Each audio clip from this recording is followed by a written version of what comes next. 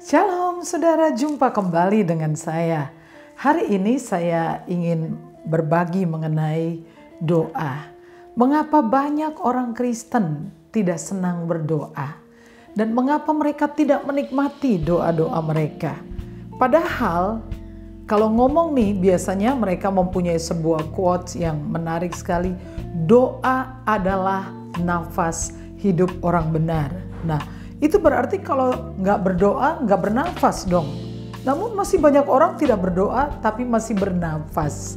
Nah, menurut saya kita memerlukan alasan untuk menjadi dasar keyakinan kita bahwa doa kita itu pasti dijawab. Nah, hari ini saya akan bagikan 3 alasan mengapa saudara dan saya harus yakin bahwa doa kita pasti dijawab. Ya, saya baca dulu satu bagian firman Tuhan dari Injil Lukas pasal 18 ayat 1 sampai dengan ayat 8. Namun saya akan fokus di ayat 7 saja karena kemungkinan besar kita semua sudah ingat kisah ini, yaitu sebuah perumpamaan yang Yesus ajarkan tentang janda yang miskin dan hakim yang zalim. Perumpamaan ini sebetulnya Yesus gunakan untuk menjelaskan, ya saya bacakan ayat 1. Yesus mengatakan suatu perumpamaan kepada mereka untuk menegaskan bahwa mereka harus selalu berdoa dengan tidak jemu-jemu. Jadi ini bukan satu doa yang diulang-ulang, bukan saudara, tetapi jangan bosan berdoa. Nah, 3 alasan ini saya percaya akan memberikan dorongan kepada kita sekalian untuk terus berdoa dan tidak menyerah. Di dalam ayat 7, tidakkah Allah akan membenarkan orang-orang pilihannya yang siang malam berseru kepadanya? Dan adakah ia mengulur-ulur waktu sebelum menjawab, menolong mereka? Satu ayat ini saja memberitahukan 3 alasan. Yang pertama adalah karena kita orang-orang pilihan Tuhan. Rasul Paulus berkata kita dipilih sebelum dunia dijadikan. Bayangkan saudara, ajaib bukan? Sebelum dunia lahir, saudara dan saya itu sudah dipilih. Itu pastilah sesuatu yang sangat istimewa. Karena kita yang telah dipilih dari semula ditetapkan untuk diselamatkan, bukan untuk dimurkai oleh Tuhan. Kita dipilih dan kita dijadikan anak-anak Allah. Yohanes 1 ayat 12, ya saya bacakan sebentar.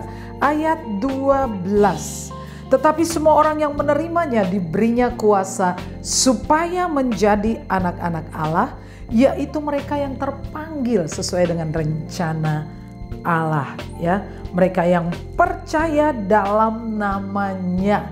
Kita ini dijadikan anak-anak Allah, kita dipilih untuk menjadi anak-anak Allah. Itu istimewa. Saudara pasti mengingat sebuah perumpamaan yang Yesus ajarkan tentang anak yang hilang. Waktu anak yang hilang itu kembali, anak yang tertua yang tinggal di rumah menjadi marah kepada ayahnya. Karena perlakuan ayah yang sangat istimewa menerima kembali anak yang hilang, yang sudah memboroskan harta benda milik orang tuanya. Lalu kata-kata yang diucapkan ayah itu kepada anak yang tertua. Beliau mengatakan, "Anakku, engkau selalu bersama-sama dengan aku dan semua kepunyaanku adalah kepunyaanmu." Saudara tangkap pesan ini bahwa jikalau kita dipilih dan dijadikan anaknya, maka semua milik Bapa itu milik anaknya. Gak mungkin kan saudara punya anak, punya warisan rumah, sawah, atau deposito, atau rumah kemudian diwariskan kepada anak tetangga. Waduh, harus cek DNA. Kita semua mewariskan harta kekayaan kita kepada anak-anak kita. Saudara bisa bayangkan berapa besar kekayaan Bapa kita di surga. Semua burung yang terbang di udara adalah milik Bapa kita. Semua ikan yang berenang di laut, di air, itu adalah milik Bapa kita.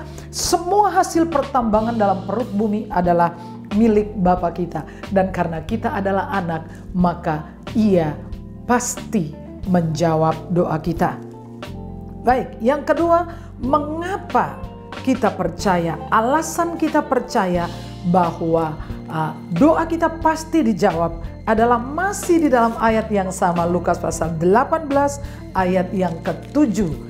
Kalimat yang sama, ya. Tidakkah Allah akan membenarkan orang-orang pilihannya yang siang malam berseru kepadanya, dan adakah ia mengulur-ulur waktu sebelum menolong mereka? Kata membenarkan. Kata ini atau ayat ini di dalam terjemahan berbahasa Inggris, terjemahan dari New International Version berbunyi begini. Will not God bring about justice to his chosen one who cry out day and night? Will not God bring about justice? Saudara menangkap kata justice, itu adalah istilah hukum. Itu tentang keadilan, tentang kebenaran. Jadi alasan kedua mengapa doa kita pasti dijawab adalah doa kita, menjawab doa kita adalah bagian dari keadilan Tuhan. Kenapa? Sebab Yesus sendiri telah berkata di dalam Injil Matius pasal 7, mintalah maka kamu akan menerima, cari maka kamu akan mendapat, ketok maka pintu akan dibukakan. Jikalau seseorang berjanji dan tidak menepati janji, kalau misalnya masih hal-hal sederhana seputar lingkungan teman, pertemanan, keluarga masih aman. Tapi seandainya ini berurusan dengan hutang di bank, hutang antar orang, kemudian tidak menepati janji, wow, itu akan menjadi persoalan panjang, guys, ya. Saudara barangkali akan diseret di meja hijau. Ini berkaitan dengan masalah hukum. Jadi karena Tuhan sendiri sudah berjanji bahwa kita boleh minta dan kita akan menerima, kita cari, kita mendapat, kita ketok, pintu dibukakan. Maka ini adalah alasan kedua, karena Tuhan Allah kita adalah Allah yang adil. Yang ketiga, mengapa saudara dan saya harus percaya bahwa doa kita pasti, gak mudah-mudahan, pasti dijawab, adalah yang ketiga, ayat yang sama di dalam ayat yang ke-7. Dan adakah ia mengulur-ulur waktu sebelum menolong mereka? Sebelum kalimat ini dikatakan, yang berseru kepadanya siang malam. Who cry out day and night. Who cry out day and night. Yang berseru siang malam. Artinya bahwa orang-orang yang terus berdoa tanpa mengenal lelah.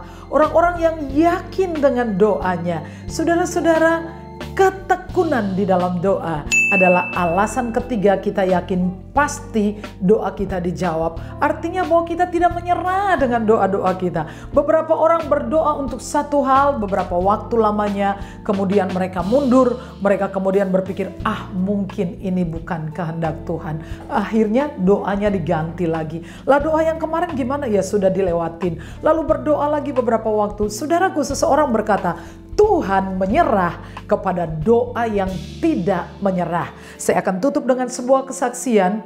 Saya telah berdoa dengan seorang ibu, ya, sahabat saya yang mengalami gangguan dengan kejepit saraf. Pada masa-masa pandemi ini, saudaraku, kejepit saraf kemudian juga mengalami radang di mulutnya seperti sariawan, namun tidak sembuh-sembuh untuk jangka waktu berbulan-bulan lamanya. Saya tahu dia sangat menderita. Apabila dia menelpon saya, dia menceritakannya dan sambil menangis, saya juga ikut menangis. Saya kasihan, saudara. Kalau dia mau pergi ke dokter untuk terapi setiap waktu-waktu tertentu untuk terapi kejepit saraf, dia juga udah takut, saudara. Kalau pergi ke rumah sakit jangan-jangan ketularan COVID, ya. Akhirnya saya dan ibu ini memutuskan kita akan berdoa setiap hari. Setiap pagi saya berdoa, jam 4 pagi saya telepon dia, kami mulai menyembah Tuhan lalu kami berdoa. Setiap jam 4 pagi, jam 4 lebih 10, jam 4 lebih 15 kami berdoa. Terus kami berdoa dan saudara, hasilnya sungguh luar biasa.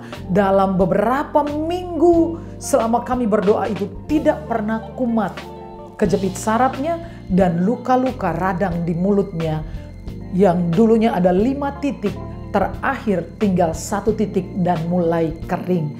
Tuhan sangat luar biasa. Tuhan menyerah kepada doa yang tidak menyerah. Terus berdoa, terus semangat. Jangan menyerah dengan doa-doa saudara. Tuhan memberkati saudara.